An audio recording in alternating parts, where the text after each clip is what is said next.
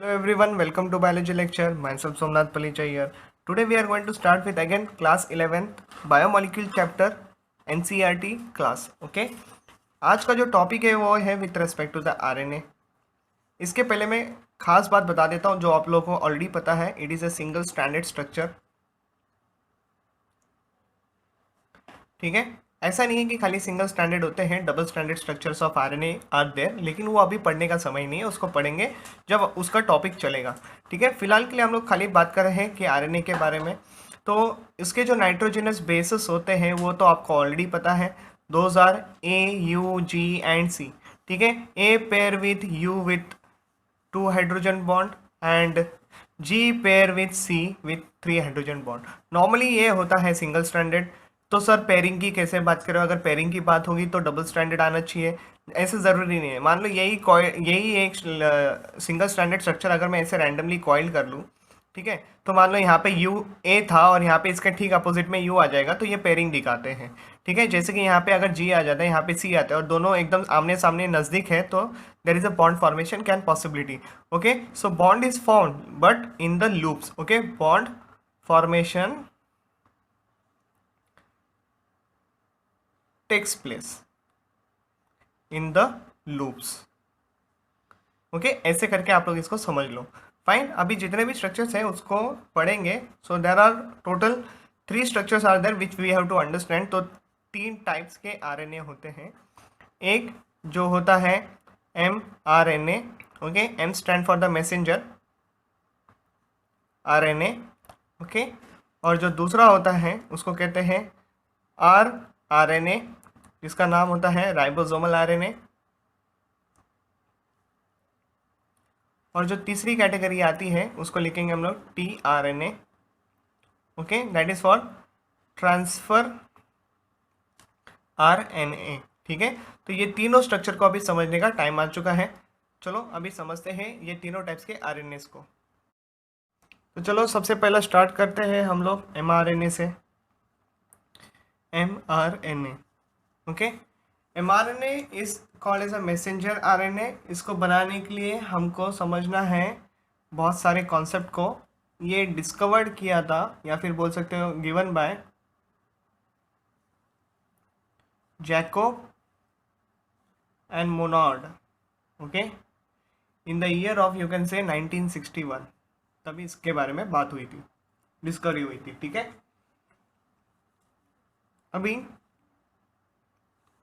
यहाँ पे मैं आप लोगों के सामने एक स्ट्रक्चर बना रहा हूँ 3-5-5-3 एंटी पैरेलल नेचर दिख रहा है. डैट मीन्स सर 100% ये क्या हो सकता है? डीएनए है ना. ऐसे ही बोलोगे आप लोग ए टी जी सी सी जी.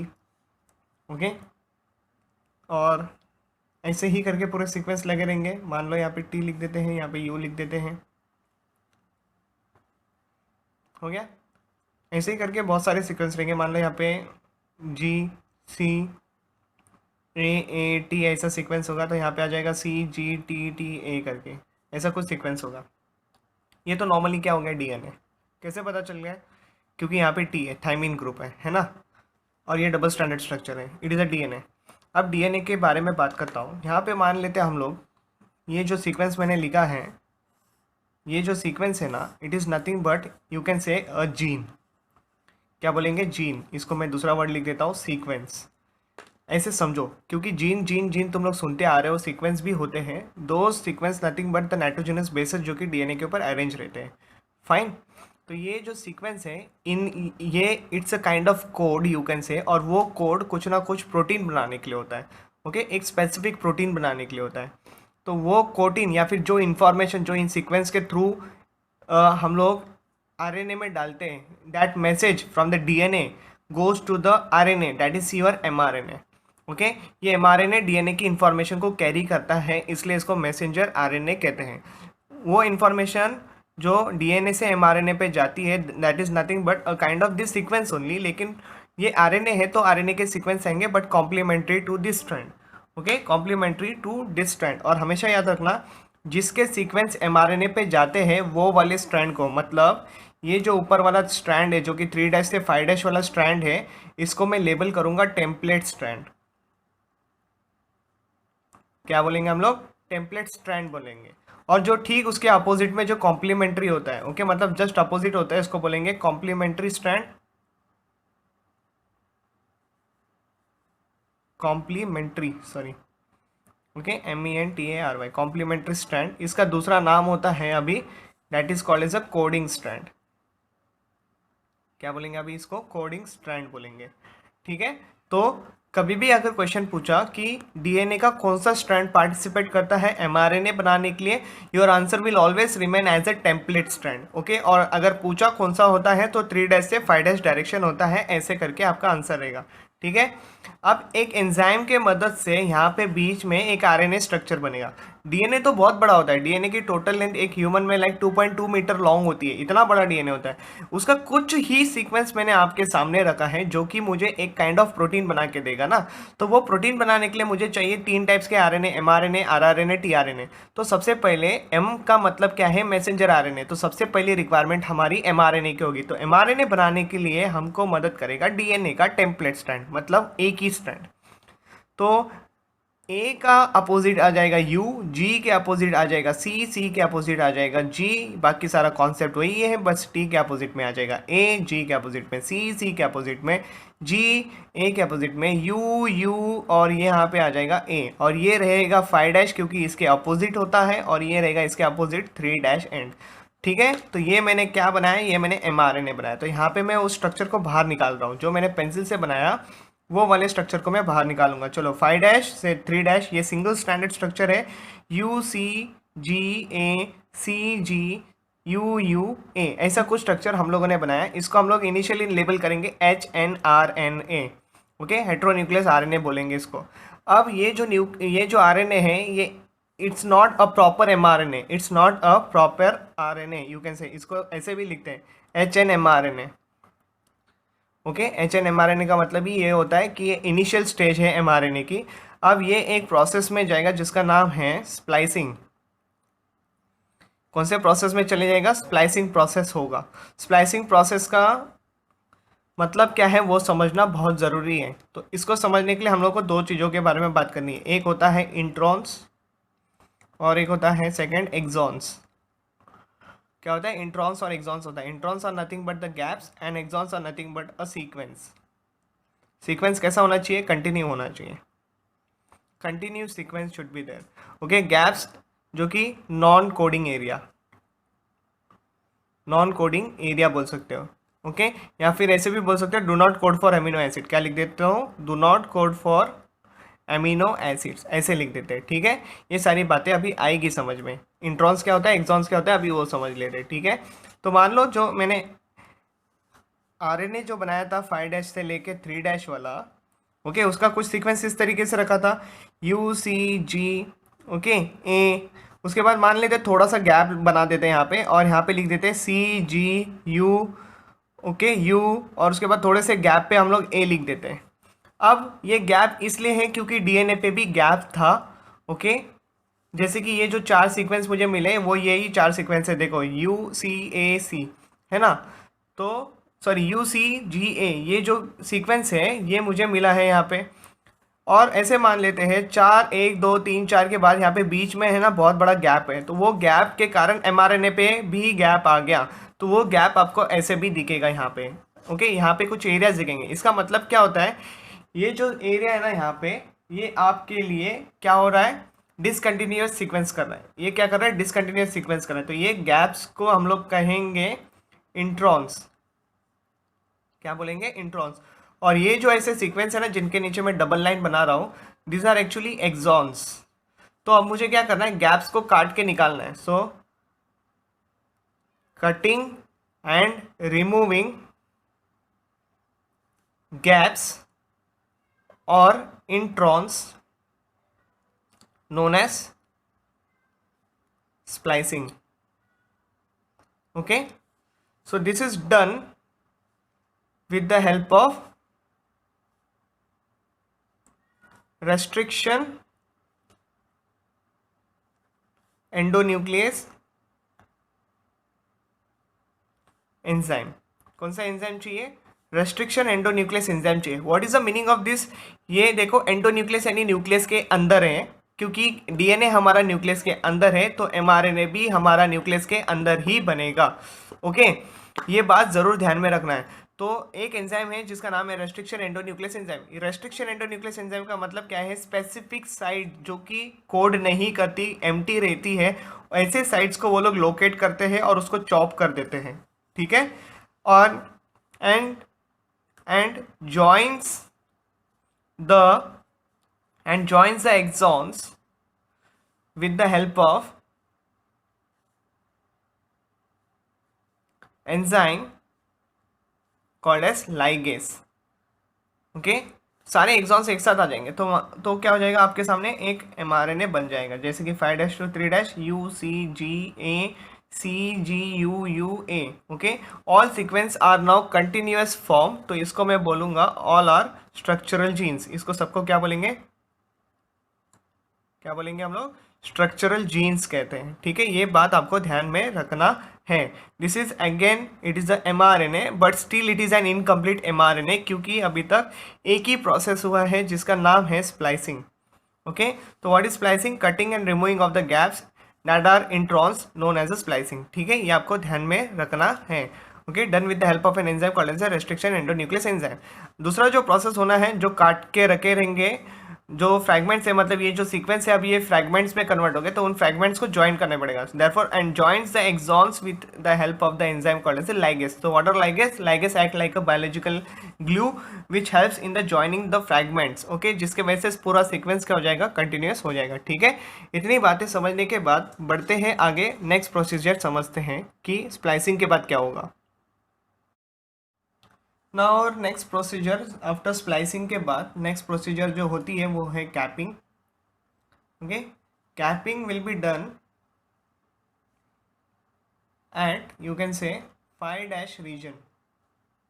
कहाँ पे किया जाता है? 5' रीजन पे कैपिंग किया जाता है। And third process is tailing. Tailing process होती है। What is tailing? Addition of adenine. Okay, addition of adenine. तो ये जो एडेनाइन रहते हैं, एडेनाइन के नाइट्रोजनस बेसिस, वो कम से कम यू कैन से 10 to 15 एक साथ आके लगेंगे। ओके, देयरफॉर इसको दूसरा नाम आ जाता है पॉली ए टेल। आप लोगों को समझ में आ जाएगा मैं क्या कहने की कोशिश कर रहा हूँ। डायग्राम बनाते हैं। ठीक है, ये जो मैं यहाँ पे डायग्राम बना रहा हूँ 3' से, सॉरी 5' आएगा ना पहला। 3' कैसे आएगा? तो 5' लेके 3' आएगा। ये एमआरएनए का सीक्वेंस होता है। एक बार देख लेते हैं कि हम लोगों ने सीक्वेंस क्या रखा था। Okay, UCGAC। ओके, तो यहाँ पे लिख लेते हैं UCGAC। उसके बाद तो हमारा सीक्वेंस था GWA। ओके, तो GWA ये वाला सीक्वेंस हम लोगों ने लिया था एमआरएनए के लिए।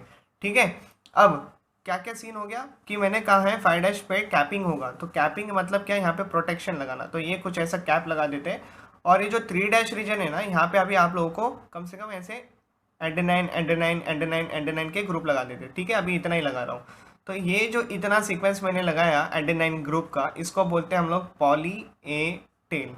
क्या करता है? स्टेबिलिटी प्रोवाइड करता है एमआरएनए को। और ये क्या है? तो ये कैप है। ये क्या है? कैप है।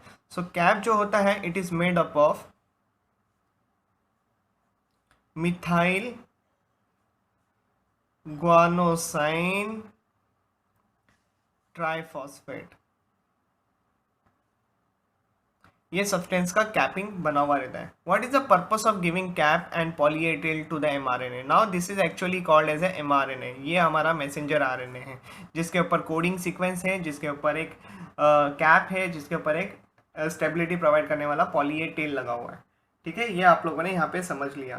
कभी भी क्वेश्चन आ जाएगा कि पॉली ए टेल कहाँ देखने मिलेगा एमआरएनए पे, तो तुम्हारा आंसर हो जाएगा 3' रीजन। और कभी भी क्वेश्चन पूछा तो कैपिंग के रिस्पेक्ट में तुम्हारा आंसर होना चाहिए एट 5' रीजन ऑफ एमआरएनए। ठीक है, दूसरी बात कि it is made up of methyl guanosine triphosphate. Okay, तो cap is made up of methyl guanosine triphosphate. ये आपको याद रखना बहुत जरूरी है, यहाँ से ही क्वेश्चंस आते हैं। So it is an important part. ठीक है, अब ये कैप प्रोवाइड करना क्यों जरूरी हो गया? ताकि एमआरएनए को प्रोटेक्शन मिले, क्योंकि एमआरएनए जो है ये न्यूक्लियस के अंदर बनता है ना। तो अभी ये समझ लेते हैं कि एक्चुअली क्या प्रोसेस चल रही है। हम लोग एक्चुअली एमआरएनए क्यों सीखते हैं पता है? आरएनए का काम क्या होता है? RNA helps in protein synthesis. ये आप लोगों ने लोअर क्लास में सुना रहेगा। प्रोटीन सिंथेसिस करने के लिए आरएनए होता है। तो इन शॉर्ट क्या हो रहा है, डीएनए मुझे एक एमआरएनए बना के दे रहा है, ओके, और ये एमआरएनए के मदद से ही मैं प्रोटीन बनाऊंगा। ये आप लोगों को ध्यान में रखना है। सो डीएनए के पास इंफॉर्मेशन थी, क्या थी, इंफॉर्मेशन थी, वो किसके ऊपर गई, एमआरएनए के ऊपर गई। Okay, now this information is going to, for what purpose this information was given to mRNA, so that that particular protein will be made. Okay, तो जब डीएनए ने एमआरएनए बनाया तो ये जो प्रोसेस था डीएनए से एमआरएनए बनाना, इसको कहते हैं ट्रांसक्रिप्शन। क्या कहते हैं इसको, ट्रांसक्रिप्शन। कहाँ पे टेक्स प्लेस होता है, इन न्यूक्लियस।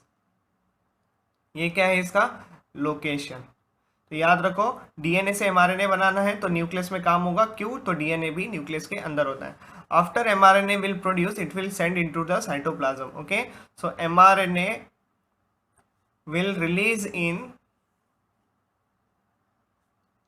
साइटोप्लाज्म। तो जब ये साइटोप्लाज्म में जाता है तो उसके साथ दो और एमआरएनए, मतलब दो और आरएनए काम करेंगे, दैट इज वन राइबोसोमल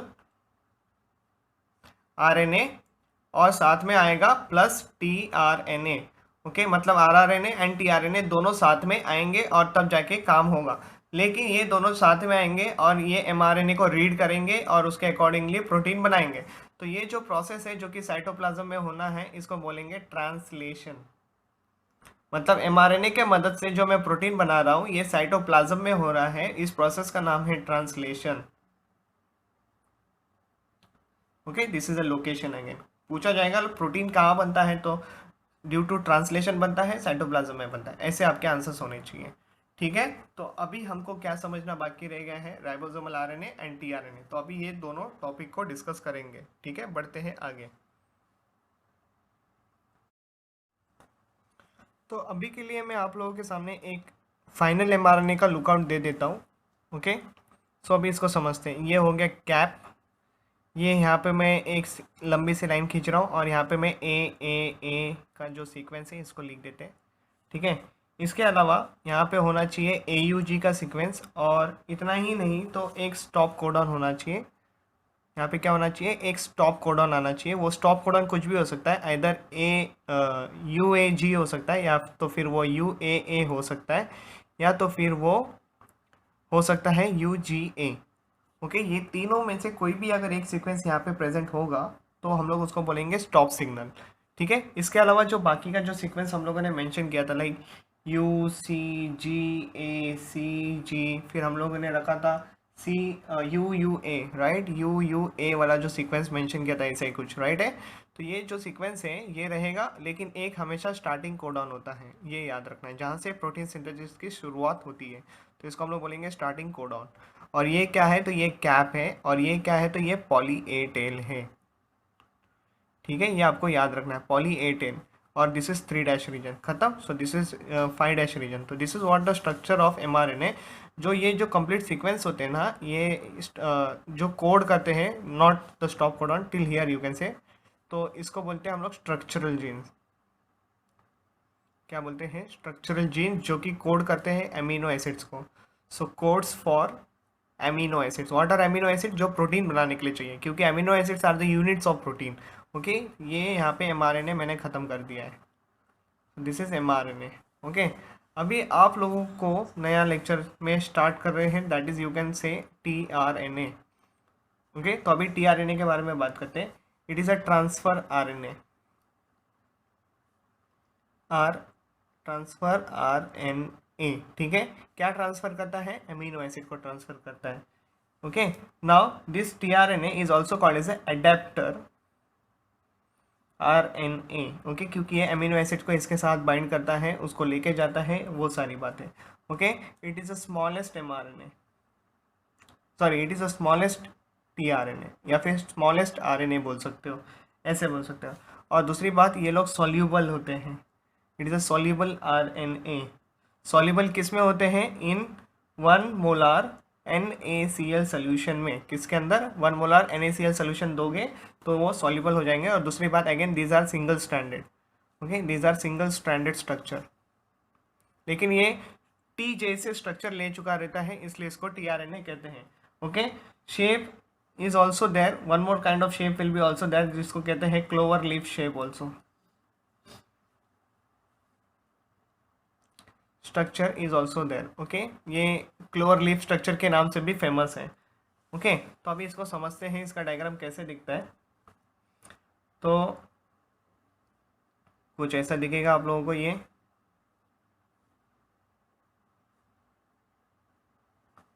और यहाँ पे बड़ी लाइन, ये छोटी ये बड़ी, यहाँ पे रहेगा 5 हमेशा, यहाँ पे रहेगा 3 हमेशा।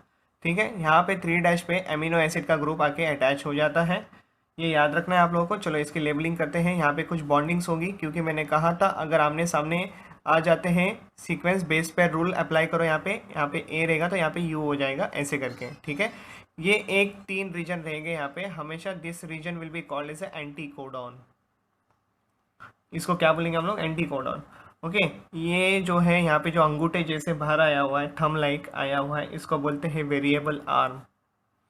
फाइन, सारे labellings extremely plays a very important role. इसको कहते हैं T psi C loop. Okay, T psi C loop या फिर आर्म कहते हैं इसको। ठीक है, दूसरी बात, यहाँ पे ये जो सीक्वेंस आप लोग देख रहे हो, ये वाला जो स्वेलिंग है, इसको कहते हैं DHU लूप या तो फिर आर्म कहते हैं। ठीक है, या तो फिर क्या कहते हैं इसको, डी लूप भी कहते हैं इसको। ठीक है, ऐसे करके आपको याद रखना है। और 3 पे जो सीक्वेंस होता है हमेशा वो ACC वाला सीक्वेंस रहता है, ये भी आपको ध्यान रखना है। So this is what region, this is actually amino acid binding region. Okay, this is amino acid binding region at 3 region, हमेशा याद रखना। और ये अमीनो एसिड बाइंड करने के लिए एंजाइम चाहिए होता है, तो एंजाइम का नाम लिख देता हूँ यहाँ पे, amino acyl tRNA। Okay, tRNA synthetase. अगर पूछा एमिनो एसिड के साथ मतलब एमिनो एसिड tRNA के साथ जब बाइंड होता है तो उसको कौन सा एंजाइम चाहिए, amino acyl tRNA synthetase enzyme चाहिए। ओके, अभी क्या है, अभी हम लोगों को एक और बात समझना है, that is with respect to ये 2 आर्म और ये बंदा क्या करता है। ठीक है, अभी इसको समझते हैं। जो टी साई सी लूप जो है, इसको दूसरा नाम भी है, जैसे कि GTPCG, एक्चुअली वो ये सीक्वेंस है। ओके, ये जो टी आप लोग यहाँ पे देख रहे हो, इसको कहा जाता है एक्चुअली राइबोथाइमिडाइन। एक्चुअली ये ग्रुप जो होता है ये आपको आरएनए में देखने नहीं मिलता टी, लेकिन सिंस इट इज़ देयर इसलिए इसको राइबोथाइमिडाइन भी कहते हैं। और पी जो ग्रुप होता है इसको हम लोग कहते हैं सूडो यूरिडीन। ओके, इसको क्या कहते हैं, सूडो यूरिडीन के नाम से इसको पहचाना जाता है। ओके, तो इसका काम क्या है, अगर मैं फंक्शन की बात करूं, it is a ribosome recognition site. क्या करता है, ये राइबोसोम को पहचानने का काम करता है। दूसरी बात जो है, हमारे पास DHU आर्म है, जिसका दूसरा नाम है DIHU, इसको कहते हैं डाईहाइड्रोयूरासिल। क्या कहते हैं, डाईहाइड्रोयूरासिल कहते हैं। इसका जो फंक्शन है वेरी इंपॉर्टेंट है, जो कि नीट में पूछा जाता है, helps in amino acid recognition. तो दोनों काम करते हैं अमीनो एसिड रिकॉग्निशन के लिए, रिकॉग्निशन साइट के लिए। Okay, amino acid recognition site, और ये राइबोसोम पहचानने के लिए काम करता है। तो ये मैंने गलत स्पेलिंग लिख दी, राइबोसोम रिकॉग्निशन साइट। ओके, ये आप लोगों को याद में रखना है। ठीक है, तो ये हो गया, आपके सामने मैंने पूरी चीज़ें एक्सप्लेन कर दी है with respect to the tRNA। Anti codon मतलब क्या, this is an opposite sequence. जो भी सीक्वेंस, मान लो यहाँ पे अगर mRNA आता है, mRNA का सीक्वेंस होता है AUG, तो इसके अपोजिट में सीक्वेंस रहेगा A का U का A और G का C। तो ये सीक्वेंस tRNA के ऊपर दिखेगा और उसका रिस्पेक्टिव एमिनो एसिड यहाँ पे बाइंड रहेगा इस तरीके से।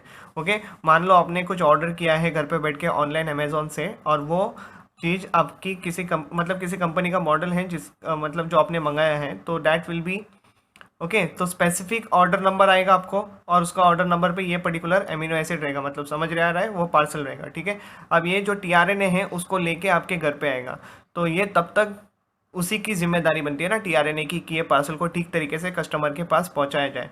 समझ में आ रही है बातें, तो वही सारी बातें हैं यहाँ पे। तो ये तब तक के लिए अमीनो एसिड खुद के पास रहता है, tRNA के पास रहता है, इसलिए इसको एडेप्टेड tRNA भी कहते हैं। Okay, the same kind of scenario will be play over here. तो चलो बढ़ते हैं, अभी लास्ट आरएनए को समझते हैं, that is rRNA। Now we need to understand the rRNA, that is a ribosomal RNA. ठीक है, ये खाली एक ऐसा आरएनए है जिसके अंदर ऑलरेडी आरएनए के साथ प्रोटीन्स भी होते हैं। ओके, तो आरएनए के साथ ऑलरेडी प्रोटीन्स होते हैं, इसलिए हम लोग इसको ऐसे लिखेंगे, RNA associated protein, RNA associated with protein, ऐसे लिखेंगे इसको, ठीक है। ये एक लौता ऐसा आरएनए है जिसके साथ प्रोटीन्स भी होते हैं प्रेजेंट, ठीक है, उसके स्ट्रक्चर में। दूसरी बात जो है वो है लार्जेस्ट, इसका स्ट्रक्चर जो होता है ये लार्जेस्ट आरएनए में माना जाता है, ठीक है। All 3 RNAs actually helps in the protein synthesis. दूसरी बात जो है हैज़ 2 सब यूनिट्स, इसके जो स्ट्रक्चर्स होते हैं इसके अंदर 2 सब यूनिट होता है, एक लार्जर सब यूनिट होता है और एक होता है स्मॉलर सब यूनिट, ओके, ऐसे। और इसके बाद दोनों को अगर एक साथ आना है, जैसे कि मान लो ये लार्जर सब यूनिट है और ये स्मॉलर सब यूनिट है, ये कुछ ऐसे दिखते हैं। लार्जर सब यूनिट के अंदर 3 रीजन्स होते हैं जिसको कहते हैं P, A और E। और ये जो है ना दोनों स्ट्रक्चर, जब प्रोटीन सिंथेसिस की बात आती है तभी ये दोनों आपस में आके एक साथ फ्यूज़ हो जाते हैं, और इनको फ्यूज़ करने के लिए मैग्नीशियम आयन चाहिए होता है, Mg2+। ओके, क्या चाहिए होता है? Mg2+ आयन चाहिए होते हैं, और जिनका कॉन्सेंट्रेशन भी होना चाहिए 0.001 मोलर कॉन्सेंट्रेशन। कितना होना चाहिए? 0.001 मोलर कॉन्सेंट्रेशन होना चाहिए, इतना ज़रूर याद रखना, इट इज़ इंपॉर्टेंट, यहाँ से क्वेश्चंस आते हैं, ठीक है। Larger submolecule and the subunit, or you can say smaller subunit, when protein synthesis actually takes place, that time these two molecule come closer, और क्लोजर लाने के लिए दूसरी बात चाहिए होती है, that is a magnesium ion जिसका कॉन्सेंट्रेशन 0.001 मोलर होना जरूरी है, ठीक है। अब ये बात करते हैं कि लार्जर मॉलिक्यूल में ये जो 3 साइड मिल रहे E site, P site, A site, ये क्या काम करते हैं? तो ई जो है that is an exit site, यहाँ से एक सब्सटेंस बाहर हो जाएगा, और दूसरा पी जो है इसको हम लोग कहते हैं पी साइट, इसको कहा जाता है पेप्टिडाइल साइट या फिर पेप्टिडाइल ट्रांसफ़र। क्या कहा जाता है? Peptidyl transfer. इसका दूसरा नाम भी है, इसको हम लोग कहते हैं डोनर साइड भी। क्या कहते हैं? Donor side. और ए साइड जो है, अभी इसको समझते हैं, इसको कहा जाता है अमाइनो असाइल और एक्सेप्टर साइट, ऐसे इसके नाम हैं, ठीक है। तो ये तीनों का डिफरेंट सिनेरियो है, डिफरेंट रोल है प्रोटीन सिंथेसिस में, ठीक है, फाइन। तो आप लोगों ने अभी क्या सीखा? आप लोगों ने देखा कि तीनों टाइप्स के आरएनए जो थे वो हम लोगों ने आज के लेक्चर में डिस्क्राइब कर लिए हैं, ठीक है। That is the mRNA, tRNA and rRNA जो था वो हम लोगों ने डिस्क्राइब कर लिया, फाइन। तीनों के तीनों स्ट्रक्चर अभी के लिए याद कर लो, क्योंकि ये तीनों एक साथ प्रोटीन बनाएंगे, ओके, जो कि अभी नहीं, आपको क्लास 12th में सीखना है। फिलहाल के लिए इतना आपके बायोमोलिक्यूल्स के रिस्पेक्ट में इंपॉर्टेंट था, जो मैंने कवर कर लिया है। नेक्स्ट जो टॉपिक है वो है with respect to the ATP. सबको पता है ATP what it is an kind of energy, right? So इसको लिखते हैं adenosine triphosphate, right? Full form तो सबको पता ही होगा, there is no doubt, okay. It is made up of, नाम तो पता ही चल गया रहेगा, एडिनोसाइन मतलब एडेनाइन ग्रुप रहेगा और 3 फॉस्फेट ग्रुप रहेंगे, ठीक है। तो अभी ये मेड अप ऑफ 3 थिंग्स। पहला सी पेंटोज शुगर, जो कि राइबोस टाइप ही होता है, ओके। राइबोस टाइप यानी 2 functional group second and third carbon पे। सेकंड थिंग जो होता है नाइट्रोजनस बेस जो है इसमें, वो है एडेनाइन। क्या है? एडेनाइन है। और तीसरी बात क्या है? तो 3 phosphate group, 3 phosphate group present है। अगर मैं स्ट्रक्चर बनाने की कोशिश करूँ तो ये रहा तुम्हारे सामने C1, C2, C3, C4 और यहाँ पे C5, ठीक है। और राइबोस लाइक बोला है तो यहाँ पे और यहाँ पे OH ग्रुप तो आना बनता है, और नाइट्रोजनस बेस हमेशा फर्स्ट कार्बन पे है तो वो एडेनाइन यहाँ पे लगा देते हैं। फॉस्फेट ग्रुप जो है वो यहाँ पे रहेंगे 1, 2 and this is a third one, okay. पहले वाला बॉन्ड नेवर रप्चर, सो यहाँ पे लिख देता हूँ फर्स्ट बॉन्ड नेवर रप्चर या फिर नेवर ब्रोकन, ये आपको ध्यान रखना है कंपलसरी। सेकेंड बॉन्ड जो होता है ये रप्चर होता है, और इसकी जो बजट है मतलब इसका है 8.5 किलो कैलोरी पर मोल, इतनी एनर्जी उसमें होती है। और जो तीसरा बॉन्ड होता है इसमें भी एनर्जी होती है, सॉरी मैंने गलत बता दिया, this actually energy level is for the third one, okay. ये थर्ड वन की एनर्जी लेवल है, मतलब 8.15 किलो कैलोरी पर मोल। सॉरी इसको मैं काट देता हूँ, बेसिकली यही काट देते हैं, इसको यहाँ पे लिख लेते हैं 8.15 किलो कैलोरी पर मोल, ये थर्ड बॉन्ड की एनर्जी है इतनी। तो सेकंड की होती है एक्चुअली 6.5 किलो कैलोरी पर मोल। ये इतनी उसके अंदर एनर्जी होती है सेकंड बॉन्ड के अंदर। फाइन, ये आपको मैं फिर से बता देता हूँ, अदरवाइज आप लोग मिस्टेक करोगे इसको लिखने के लिए। ये जो सेकंड बॉन्ड है इसकी एनर्जी लेवल होती है 6.5 किलो कैलोरी पर मोल, और जो तीसरा बॉन्ड है जो मैंने यहाँ पे बनाया है इसकी जो एनर्जी लेवल है वो है 8.15 किलो कैलोरी पर मोल। ओके, इसको ध्यान मत देना, दिस इज द रॉन्ग हो गया। ओके, सो इतना आपको यहाँ पे ध्यान देना है। ये हो गया आपका एटीपी। ठीक है, अभी इसका नॉर्मली कन्वर्जन कैसे होता है वो आप लोगों को पता होगा। एटीपी जब यूज़ होता है तब वहाँ पे इसका कन्वर्जन होता है एडीपी में। जब ये यूज़ होता है मतलब एक फॉस्फेट ग्रुप बाहर निकल जाएगा। ओके, और प्लस एनर्जी भी रिलीज होगी। अब ये जो एडीपी है, एडिनोसाइन डाइफॉस्फेट, इसको अगर एक इनऑर्गेनिक फॉस्फेट ग्रुप मिला साथ में ये एनर्जी भी मिली तो ये किस में कन्वर्ट हो जाएगा? एटीपी में कन्वर्ट हो जाएगा।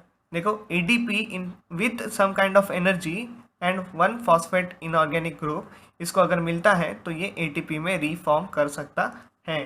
That is what you should understand over here. मैं फिर से बोल रहा हूँ, एटीपी पूरा नहीं टूटता, ATP always break down into first ADP. Okay, मतलब कौन सा बॉन्ड टूटा? लास्ट वाला बॉन्ड टूटा, मतलब 8.15 kilo calorie. Still it has an energy of 6.5 kilo calorie पर मोल। अगर वो भी यूज़ हो जाएगा तो वो किस में कन्वर्ट हो जाएगा? एडिनोसाइन मोनोफॉस्फेट, है ना, तो वो हमेशा लास्ट मोनोफॉस्फेट में रहेगा। ओके, एडिनाइन ग्रुप खाली ऐसा नहीं रहेगा, ओनली इट विल सी कैसे हो जाता है उसका क्लासिफिकेशन। एक फॉस्फेट है तो मोनोफॉस्फेट, दो होगा तो डाइफॉस्फेट, एडिनोसाइन डाइफॉस्फेट। ओके, तीन होगा तो एटीपी कहते हैं उसको, एडिनोसाइन ट्राइफॉस्फेट। ठीक है, तो जब एडिनोसाइन डाइफॉस्फेट की बात चले, डेट मीन्स लास्ट वाला बॉन्ड रप्चर हो चुका है, 8.15 कैलोरी पर मोल एनर्जी रिलीज हो चुकी है। फिर भी एटीपी में थोड़ी सी जान है, अगर वो भी एटीपी कंप्लीटली यूज करेंगे, सेकंड बॉन्ड भी तोड़ देंगे, डेट मीन्स एटीपी अभी किस में कन्वर्ट हो चुका है? एएमपी में, जिसको कहते हैं एडिनोसाइन मोनोफॉस्फेट। ओके, लेकिन एडीपी और थोड़ा सा एनर्जी मिला के अगर ये फॉस्फेट ग्रुप भी उसको मिलता है तो वो एटीपी रीफॉर्म किया जा सकता है। इस तरीके से आप लोगों ने ये पूरा डिस्कवरी जो है वो सीख लिया है। एटीपी की जो डिस्कवरी थी ये किया था, यहाँ पे लिख देता हूँ, Lohman. Okay, Lohman has discovered the ATP. ठीक है, बाकी की बातें जो है हमारे चैप्टर को लेके वो करेंगे नेक्स्ट लेक्चर से। अभी तक के लिए इतना काफ़ी है। एनसीईआरटी रीड करो, it is very very important. Okay.